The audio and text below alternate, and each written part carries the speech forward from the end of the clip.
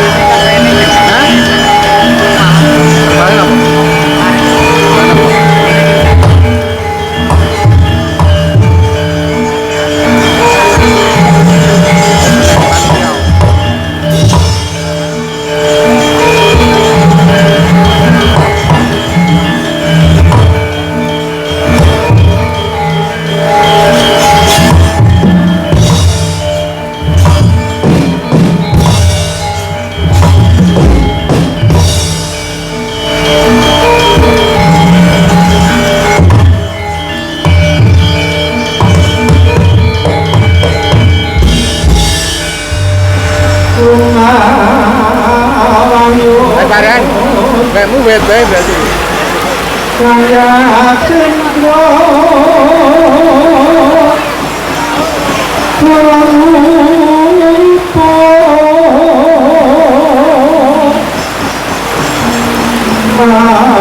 Mangasos kabeh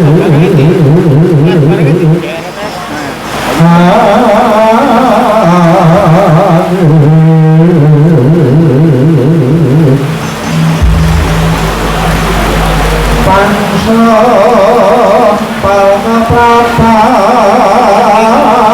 Pegangan kan habis tutup.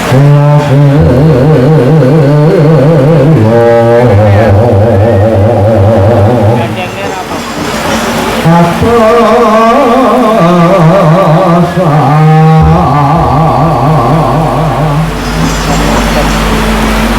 Hatulumayu mangungsi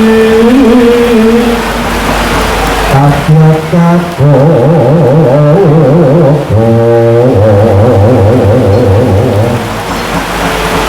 kang joko joko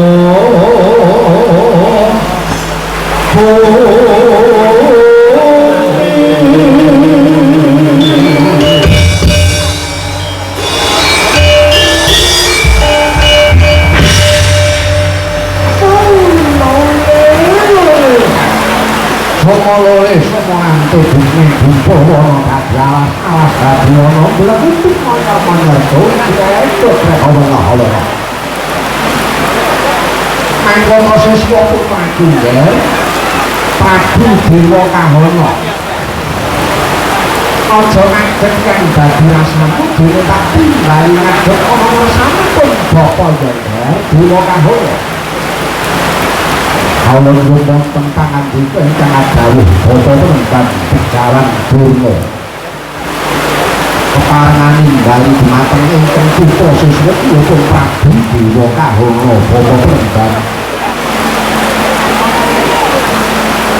mula kudune iki kowe nak timbali sawetara nggon meguru ana kesanipun bapa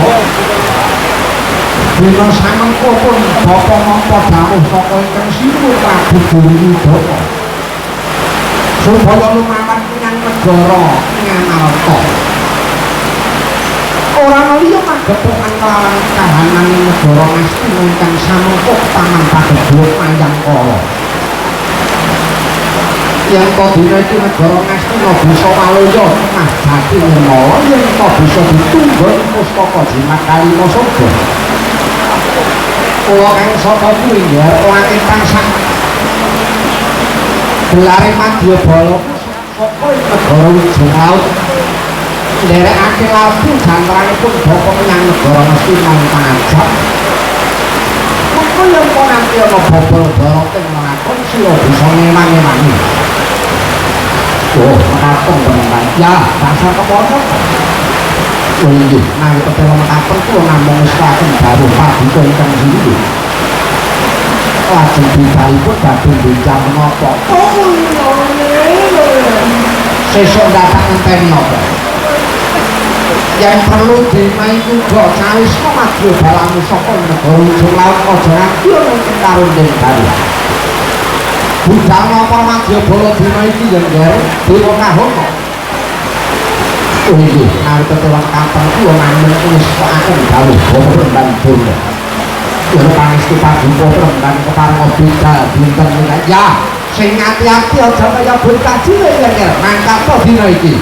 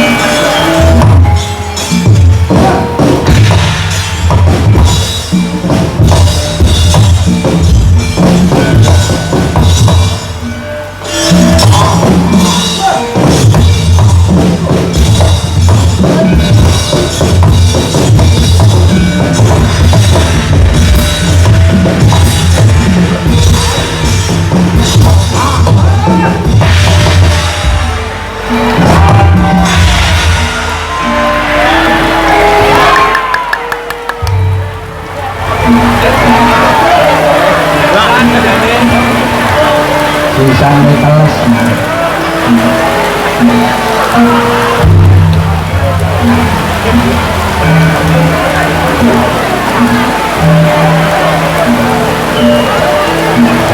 Setan tunggu ayo kabeh tinggal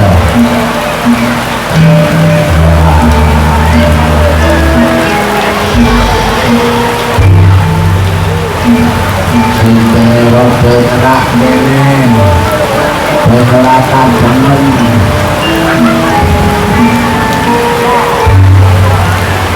ayo maju Pak Haji yo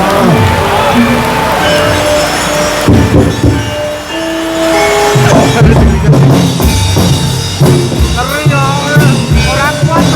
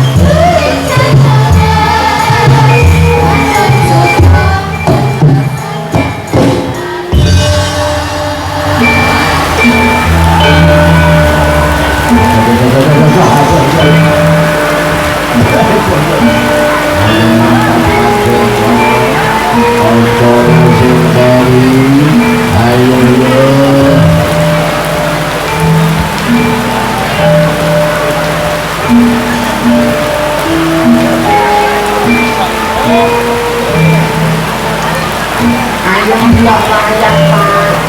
Ya. Udah nih Pak. Ora apa-apa. Urusan rasa lebih. Ya Pak, ayo maju ya Pak. Ya. Ora terus kapok mencocoten. Iya Pak. Rodo maju ya. Harus maju Pak. Perlu rasa hancur.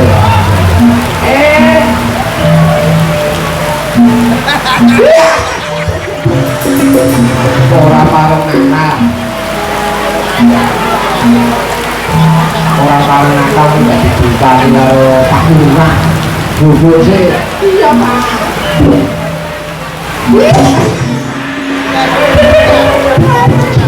Panas apa ora nakal. Iya.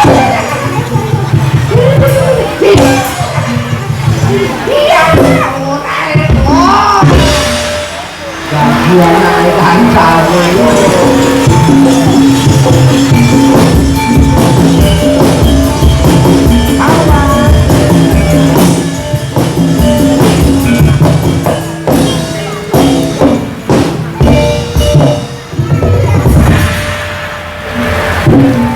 Sindene tak ngentek yo Pak. Nah, kalian aja.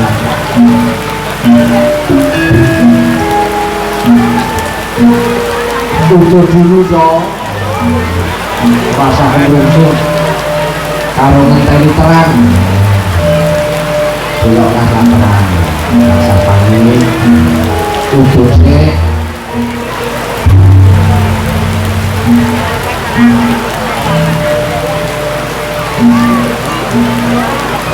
Tutup dulu sebelum bekerja dong.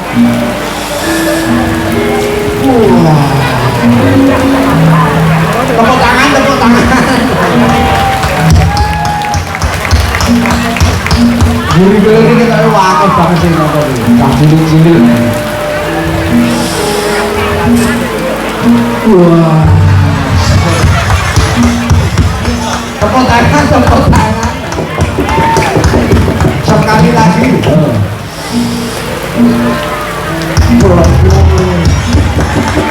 Ini sarkas. Wah. Matur nuwun, terima kasih. Kowe ora sedot metu pegone. Pegone lancang. Nang busi kersa. Tek.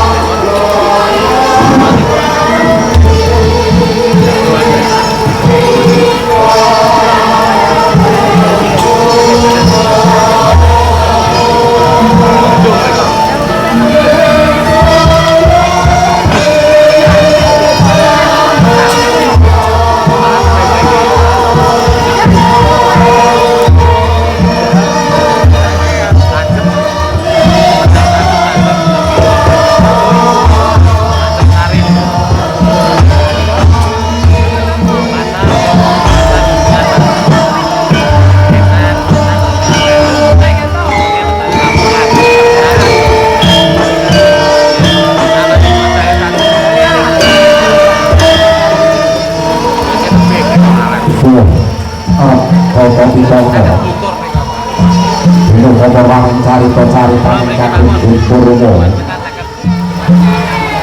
Kewang irosar kewali langkang cinorek tinatasi nungging rineko jatmo jamaniro poro wali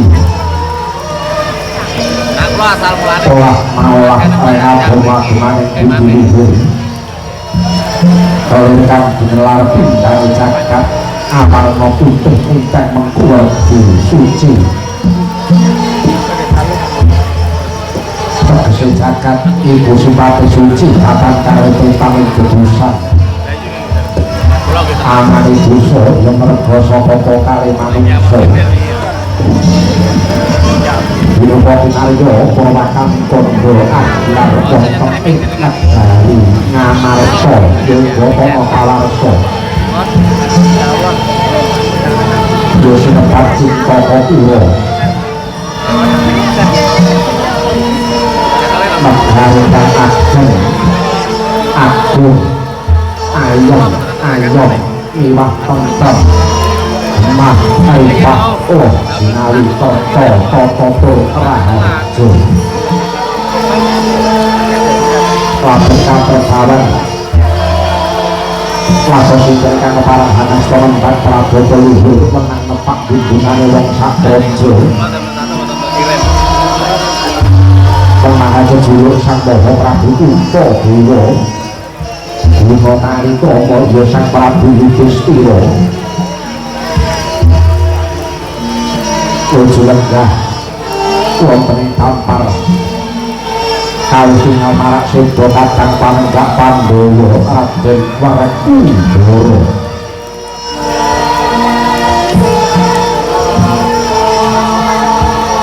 sinambung masih panira kadang mari jenilah kulade Raden kula suwun sadewa Renangga Sindal Pangandika kalih tinggal Prasanira Puja Mlaku Negara Ngastina para Begawan Budaya iya sang Begawan Durna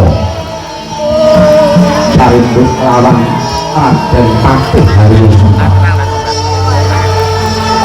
Praya langkono bubuh sang Prabu Kunto Dewa Sidra Hanacarani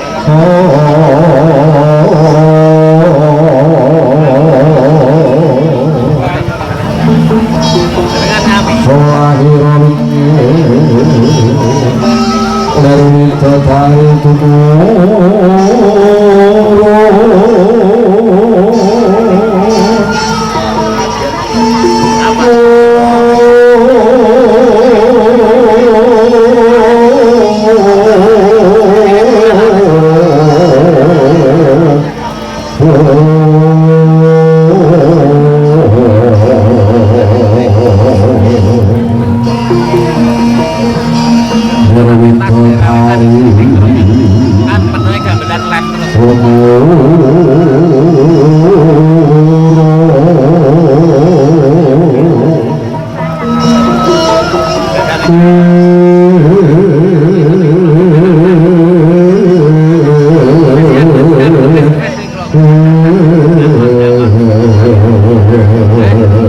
Papan seket, gangsal atus,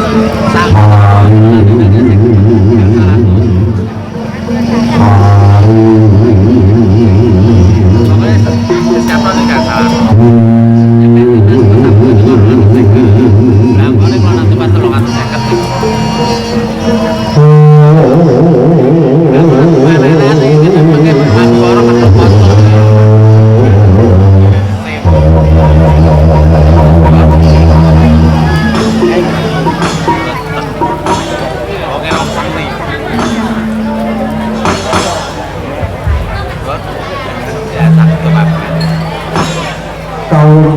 Mangke derek sawetawis istana.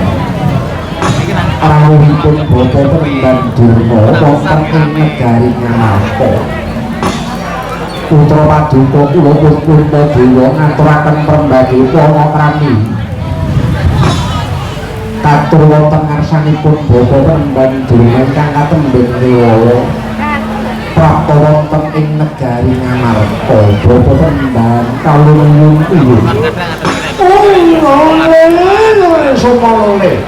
Soporante dukne dupa wana dadi alas dadi wana blekutuk manyar-manyar dongret dongret hawalah andeng-andeng ana mripat dipandhem marake ora kuat andeng-andeng ana dada wanita dipandhem marake hoyah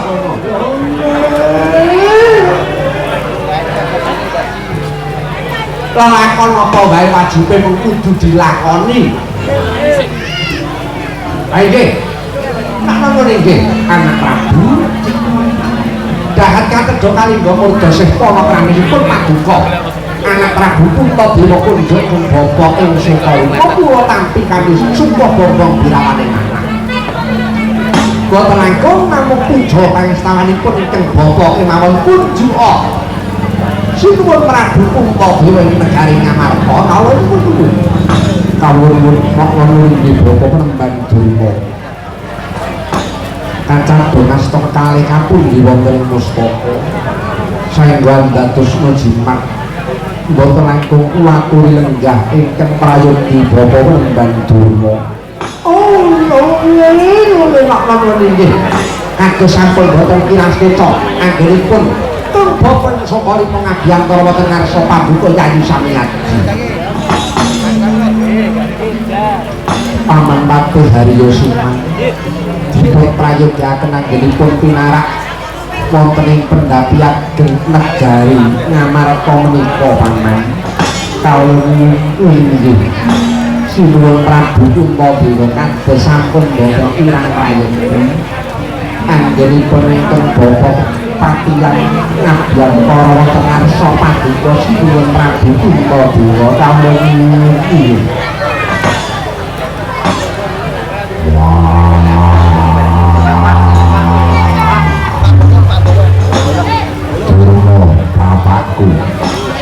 Sakali Durna bapakku kala ing negara Ngamarta.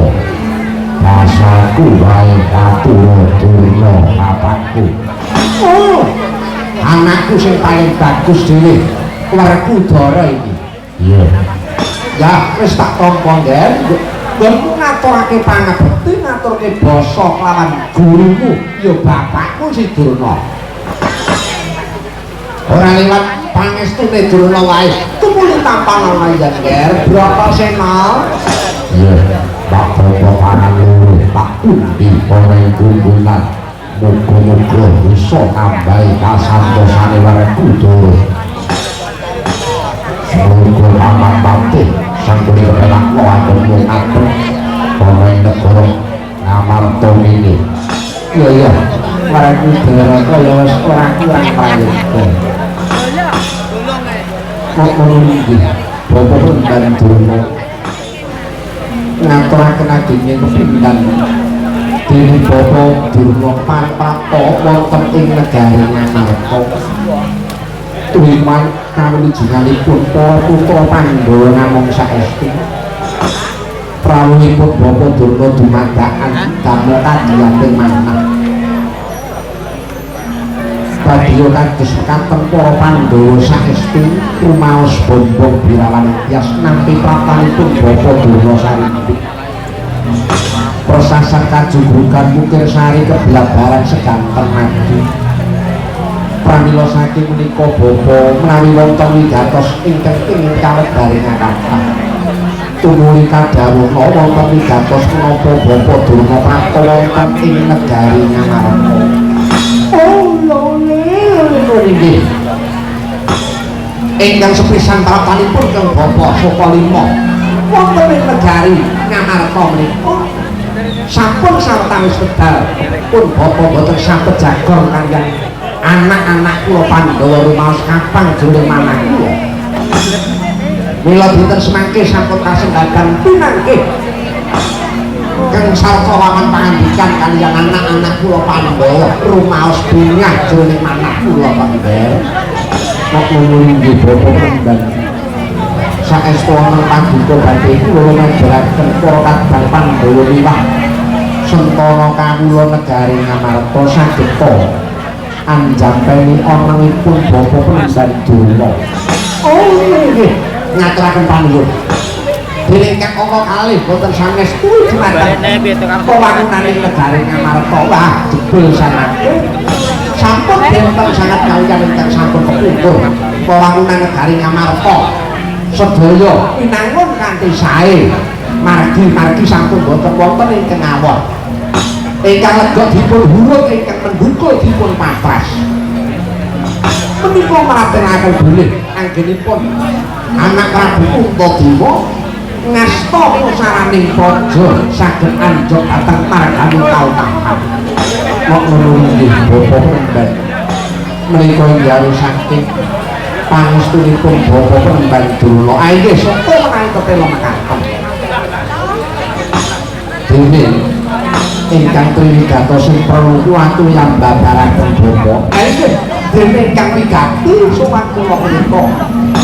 Saderengipun kula badhe ngatur kuwatu lenggah ingkang prayoganing ayo tunggu bisa nganti aturipun kegawon saka lima. Harum kasih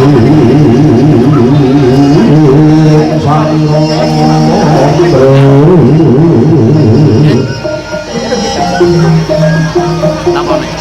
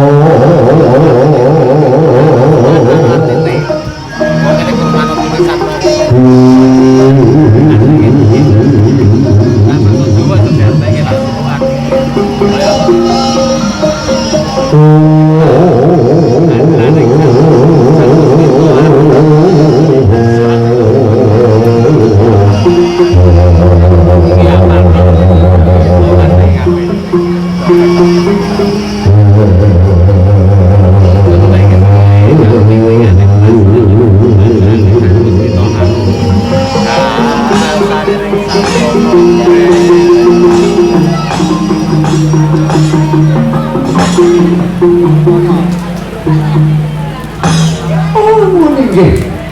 Anak Prabu Puntadewa ingkang Triwigato sing perlu. Pradhanipun ingkang Bapa Durna Sokalima malih-malih menapa daya-daya ingkang prapta wonten negari Ngamarta. Dinten semangke kula nampi dawuh saking ingkang sinuwun Prabu Duryudana atur kawuningan bilih. Semangke negari ing Ngastina ketaman pagebluk manyang para awis boga miwah wastra. Nadyan maneka warna srana katindakaken parandene cabar wigar tanpa karya sinuwun pramila saking punika miturut pangsiting Jawaka ingkang dipun tampi negari Ngastina saged pulih kadya piniwiti menawi dipun tenggani pustaka jimat Kalimasada. Monggo nyatanipun sinuwun.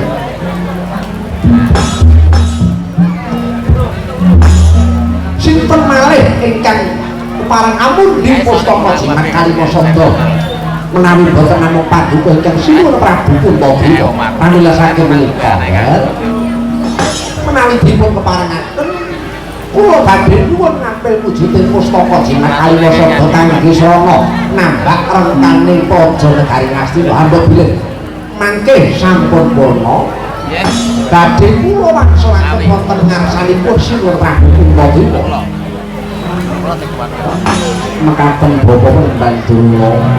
Napa nggih pramila saking menika sinuwun. Kula barengaken wonten kawicaksananipun paduka sinuwun Prabu Puntadewa badhe kados pundi. Pun Bapak Sokalima nguningani pustaka jimat Kalimasada menika dados pusaka ingkang pundi-pundi dening para kawula sak negari Ngamarta.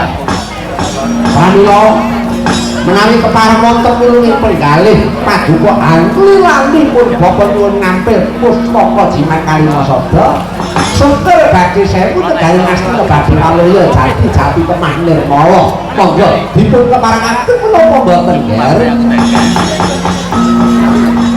Tansah marang suksma suksmaya winaya ing asote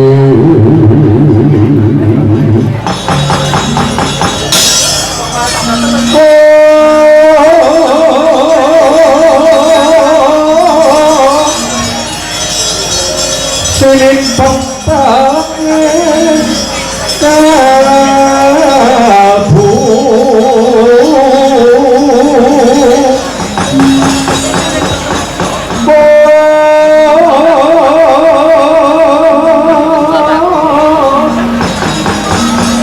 pambukane warana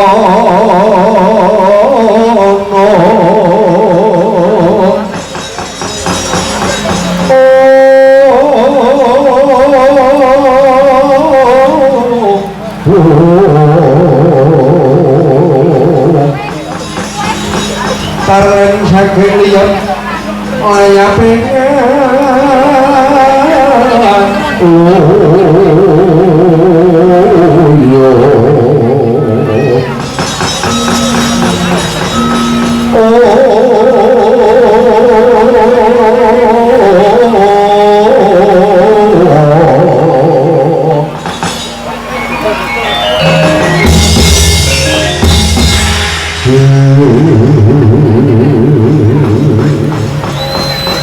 Walsa kaya mangkono eco dene Samya wawan pangandika.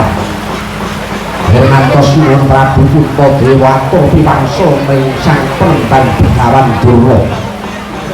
Kasaru gegere pasuwanan Jawi.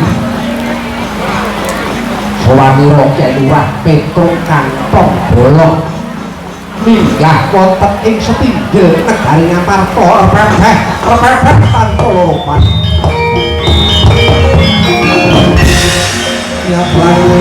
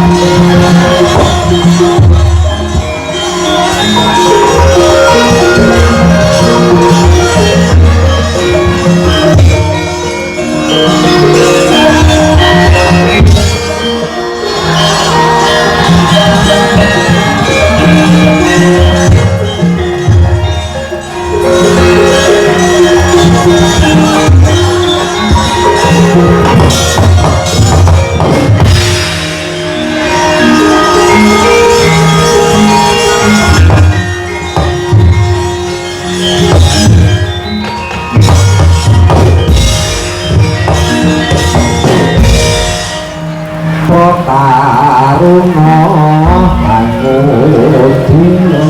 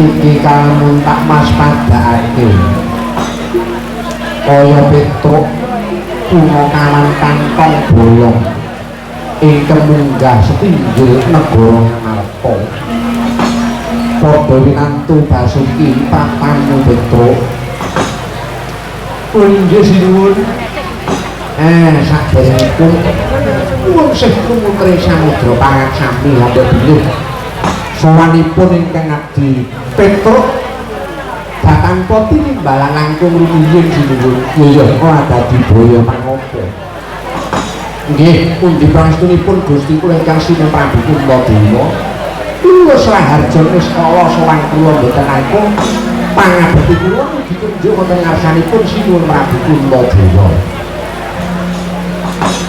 iya Petruk wis tak tampa nggonmu ngaturake pangabekti marang panjenengan langsung ora liwat kepenak melanggun mulungguh Petruk nggih kadosaken boten kirang peta kok sinuwun Ndara kula Werkudara menika kula ugi ngaturaken bekti dhateng Ndara Werkudara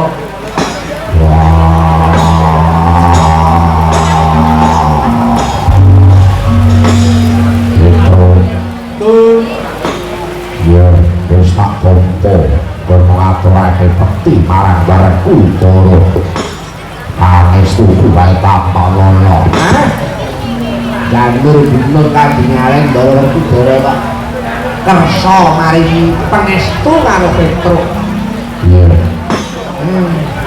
kala-kala iki mbok maringi ora pangestu maringi iki mbok dhuwit kala-kala pangestu lho apa butuhe nek ngene iki dhuwit nggih kula tampi Ndara Werkudara iya Petruk syukur Begawan Durna bekti kula penemban oh Petruk iki nggih ya wis tak nampa Petruk lho ngaturake bekti ora ilang pangestu Durna wae tampanana kula tampi penemban dadi kados pundi nyatane Pendhita Durna iki ya gurune Gusti Kula Pandhawa mesti ya pangestune ya tetep ampuh saora-orane Petruk sinten iki aku pati sengkune kowe ora ngaturke bekti karo aku Petruk pangapunten ya lho setan ketoke kok sentimen men karo aku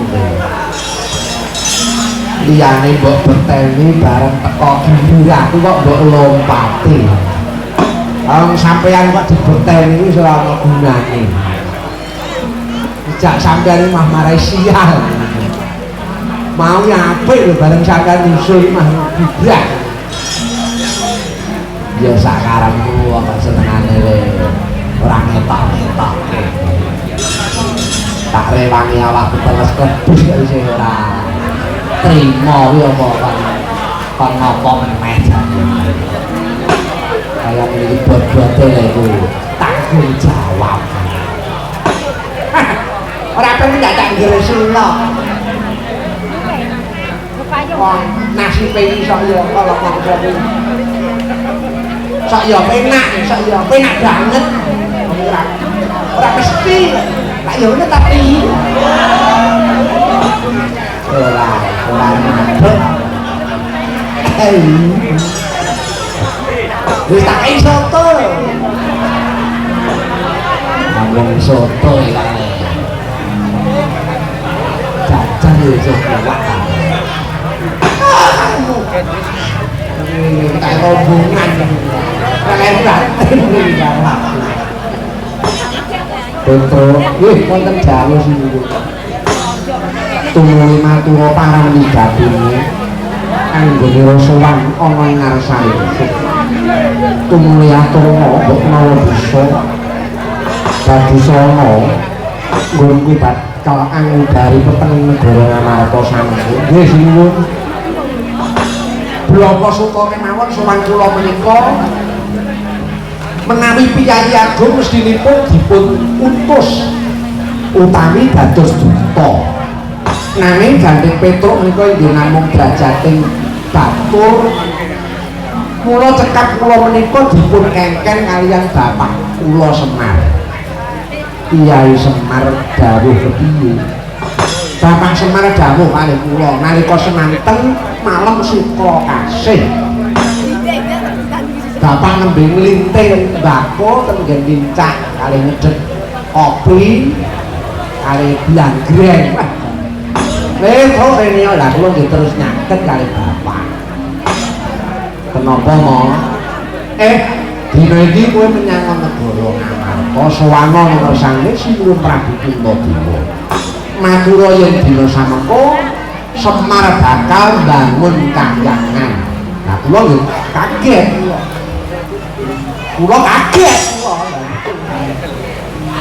iki kaget kok gawe deg-degsir kok iki langsung wong kaget lah kula ngumpul setahun serendeng jebleng bapak niku mongko mboten tau duwe karep napa-napa lah kok ngerti-ngerti niku ajeng bangun kok bangun kahyangan lah ning dasar kula niku nggih anak niku entene nggih manut kali tiyang sepuh bangun niku dangun tiyang sepuh jur kula kan pripun mau lah kula terus tangkep dan bapak Semar paring dawuh menyang negara Ngamarta nggone bapak Semar bangun kahyangan bisa rampung bisa rancak wewangunane yen to ditunggoni pustaka jimat Kalimasada kula nggih kaget meneh kula muni kaget-kaget kula bae iki mangkat pancen rada sida ruman aku meneh lah saestu menika Sinuwun lajeng kula nggih daya sowan wonten ngarsanipun Sinuwun Prabu Puntadewa boten sanes kula badhe nyuwun nyampil pustaka jimat Kalimasada kinaryasana anggenipun Bapak Semar Kyai Nayantaka badhe mbangun kahyangan mila Sinuwun kula pitados pustaka jimat Kalimasada menika pusaka ingkang dipun pundi tiyang sak negari Ngamarta kula boten nampa trep nek pencul kok pundi pustaka jimat mila salah setunggiling sarana ingkang pas lan trep Sinuwun Prabu Puntadewa lan ndara kula Gusti kula para Pandhawa nilas pantes kula dherekaken tedhak dhateng Karangkadempel badhe kados pundi Karangkadempel menika taksih kalebet wewengkon negari Ngamarta pramila saking menika Sinuwun pareng menapa mboten petruk badhe nyuwun ngampil pustaka jimat Kalimasada petruk mangertiya sowan mumbarengi kelawan prapane Bapa Prembang Durna uga bakal mundhut ngampil pustaka jimat Kalimasada lho Prembang Durna badhe mundhut ngampil pustaka jimat Kalimasada iya Petruk badhe kagem menapa Sinuwun nuwun sewu lho menika negara Hastina Ketaman Padebluk Mayangkara larang sandang kalawan tangan bisa wanuya jati kalamento tinunggon pustaka jimat kalima sada mulai kaya pambukti nggonku bakal maringake jer Kakang Semar uga pamong Pandhawa semenuga Bapa Durna uga gurune para Pandhawa luwih-luwih Koko Prabu Duryudana Petruk.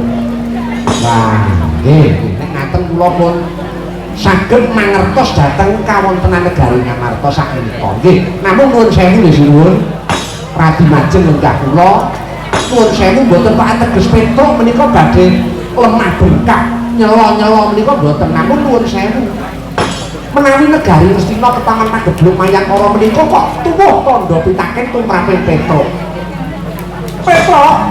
penemban Durna pripun semune duwe rasa cubiya karo Begawan Durna nuwun sewu menawi negari Ngastina ketangan pagebluk Mayangkara kenging menapa negari sanesipun kok mboten kok benten negari Ngamarta ketingal nggih sae Darawati nggih sae Mandura semanten ugi negari Ngastina kok taman pagebluk niku nuwun sewu kula kok radi kirang pitados ora mbok percaya ya ora apa-apa wong nyatane kahanane kaya mengkono saksine ya ana Pati Sengkuni saksine lak ya ngono to Adi Suni iya aku yo melu nyekseni lah ya ngono kuwi rombongan ki aja maido wae iya pancen Petruk negara Ngastina lagi ke taman pagebluk nggih nyumanggaaken perkawis menika saestu pagebluk napa mboten ning nuwun sewu nek tumraping Petruk kedah ngatos-atos nggih sinuwun awit menapa sinuwun pustaka jimat menika dados ideologi bangsa negari Ngamarta mangke menawi ngantos dipun beto dhateng negari Ngastina mongko watak pantune Kurawa menika kula dipun apa menika mangke sisip sembir pun katulandane saged mbilayani nyilakani tumrap para Pandhawa minggahipun negari Ngamarta menika sinuwun Petruk kok dhisik penemban Durna pripun lho sapa lho aja kebangetan kon ngino marang penemban Durna saka pangrasane Pendhita Durna yen to sinuwun Prabu Puntabira bantu lawan Sri Prabu Duryudana kuwi wis trep ratu bantu ratu kuwi wis trep kejaba saka kuwi Pandhawa bantu menyang negara Ngastina kuwi kaya dene ngaturake dharma bekti marang Pendhita Durna ngerti ya Durna kuwi gurune para Pandhawa kejaba saka kuwi Petruk pripun Pendhita Durna umur setahun serenteng jembleng ing atase Semar kok kumawani bakal bangun kahyangan coba apa ora ilo karo ditoke Semar ki wong paribasan kere gedibal 17 sakubeng sakurupan kok arep bangun kahyangan ki njur arep bangun ki abrak apa Semar yen lagi bangun ki abrak apa coba Semar kuwi tak ibaratake yen kepengin bangun kahyangan kaya dene cebol gayuh lintang cecak muntal cagak rudi gayuh mandak abot ora nek kelakon mulai yang saka pangrasaku kudune Semar bisa mulat carira angrasa wani ing atase wong kere gedibal 17 kok arep bangun kahyangan dolan bangun kuwi abrak apa nah rupane kok ora penak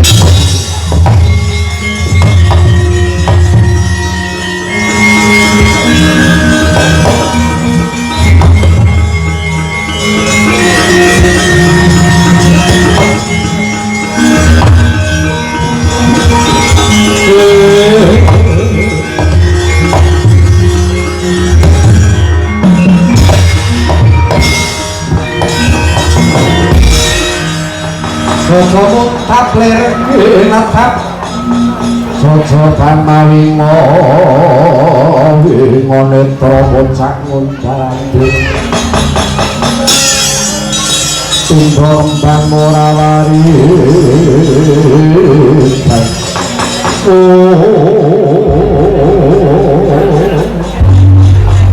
nah usik nek Petruk sing mbok ino nek Petruk sing mbok elek-elek penemban Durna aku isih bisa nrimo Petruk mbok arani apa wae aku isih nrimo. Ning nek nganti Pendhita Durna kok umpamane ngelek-elek karo bapak Semar, aku sing ora trimo. Ora trimo karo apa? Karo apa? Apa mbok kira Petruk wedi karo Pendhita Durna apa piye? Aja mbok kira Petruk wedi karo Pendhita Durna. Padha-padha menungsa, padha-padha titahe Gusti. Padha-padha dayah, padha-padha lekamu ana kene. Petruk karo Durna kuwi dina iki padha. Sampeyan kok ngelek-elek kali bapak kula Semar itu coba.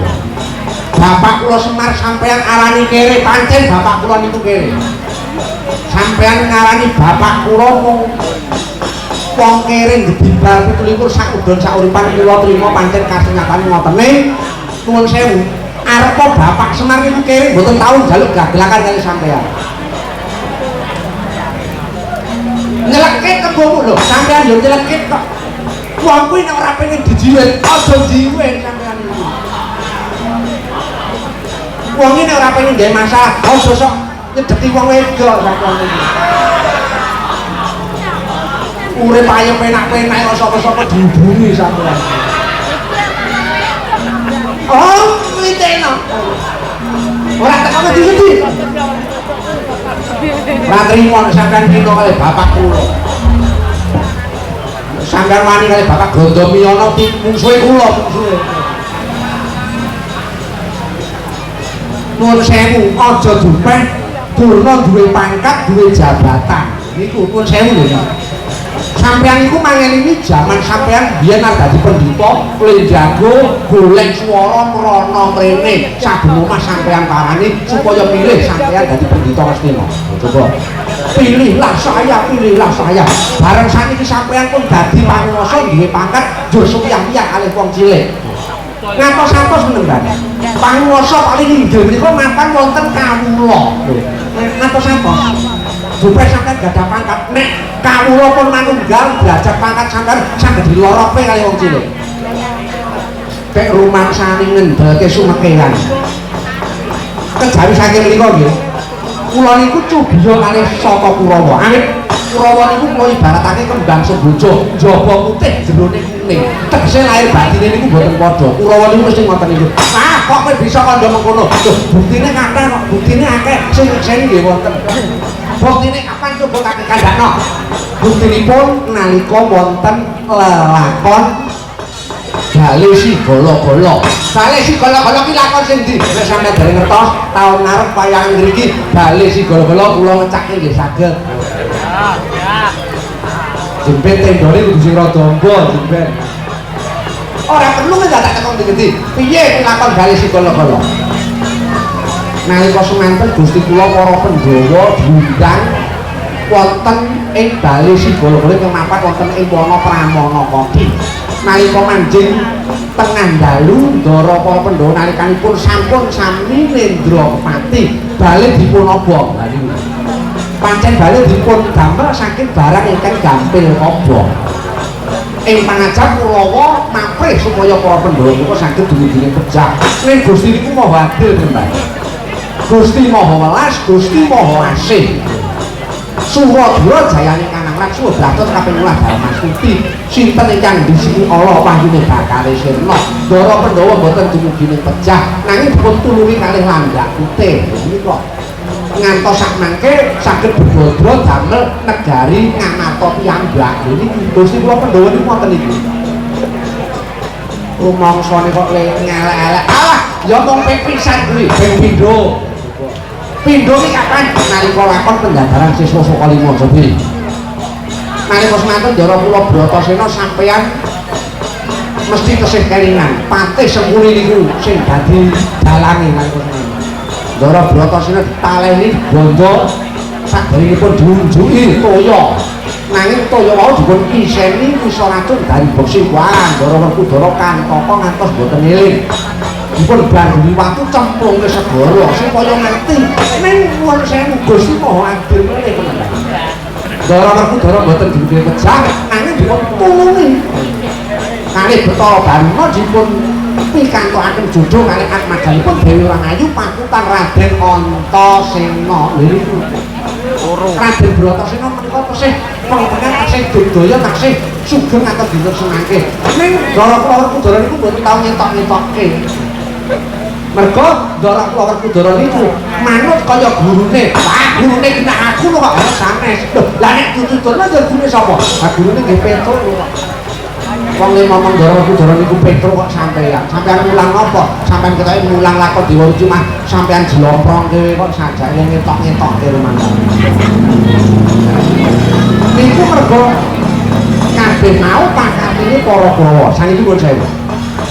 Sampeyan kalih kula niki derajate padha-padha le tamu, padha-padha le jaya. Pun boten sak numbung dhateng Petruk. Semangke namung kantor peleganipun Sinopati Muntabeya. Oh, ora hidup.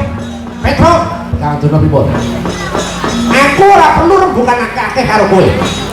Aku ana kene dene Pak Lukas sing luwih dhuwur, pangkatku dadi pendhita lho Gusti. Sampeyan dadi pendhita niku wonten negara Astina. Nek teng mriki mboten sah ngetok-ngetokke derajat pangkat.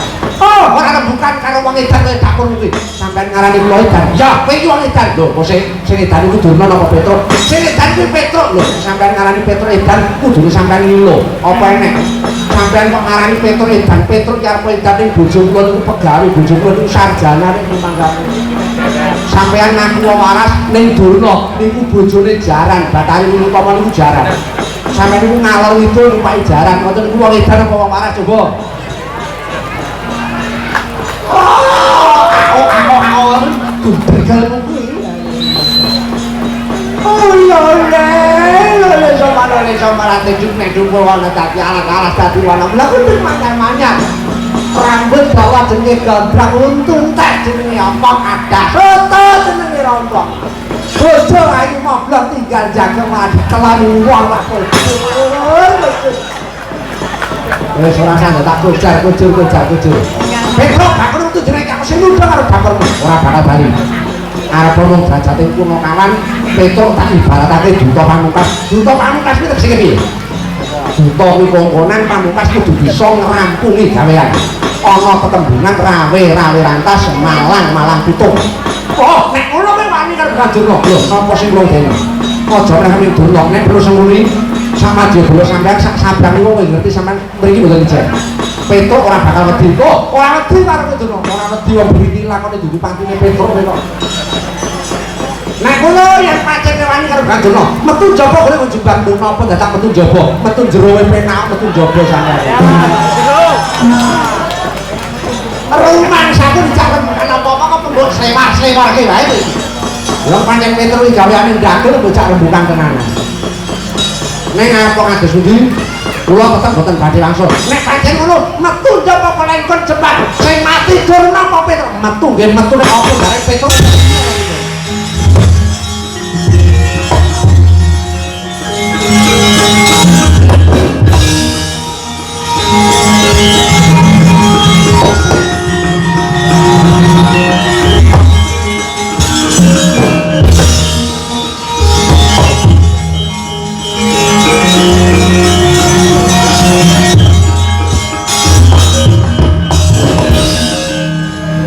Yayi warku dulu wah parkakan gopo kaya mangke lelakone kepiye Yayi ya ora perlu tak kuwatir perkara iki mengko aku sing bakal sagu meper apa sing dadi mungkari apa perbantuno iya yen pancen kaya mengkono Yayi kejaba saka lakon iki pepetenge ngrasake uga menggalihake marang murcane Yayi Arjuna Yayi Janaka kang Musti Madya Candra etuning panungguan iki ninggalake kasatriyan Madukara Yayi ora perlu lacak mbok pikir abot luane si Janaka yen slampok carakan ora perlu lacak kaget Janaka biyen pancen dadi bocah hingatan sabetino lunga arang-arang ana kasatriyan ora perlu datang mendelong rasamu mengko yen wis wayahe mulih mesti pemati bakal bali menyang kasatriyan iya yen pancen kaya mengkono Yayi mangsa Budawa nggone Siadi bakal rumeksa tak pasrahke keselametaning negara Ngamarta dene panjenengan ingsun arsa kundera ngedaton manjing ana sanggar pamujan meminta kanugrahaning Jawata ingkang linuwih muga-muga bisa mantuk kepadan supaya pun kakang iki mengko bisa ngrampungi perkara iki Dimas. Nggih. Yayi kula padine Yayi Sadewa. Kula wonten pangandikan ingkang adhawuh. Koko Prabu kula wonten dawuh Koko Prabu. Bubarna kang padha gantung sibuk. Dawana marang putra Pandhawa supaya bantu marang lekase Dimas Werkudara. Kok ngono namung sing ditumpaken dawuh parangamit madal pasilan. Sebab biar kataliko wau bos paripurna sabda Brahmana Raja sabda pangandika Brahmana Pandhita Raja Ratu panandikane Rasanata Tatan Kenawa Lawali pindha tumantas sing Kresna ning glancang seta tuhutan barbah regeter kang samya sumewa angurmati kunduring Sang Nata Prabu Kuntadewa yen Cinandra saking Mandrawa pangyayah angambar gandaning sekar.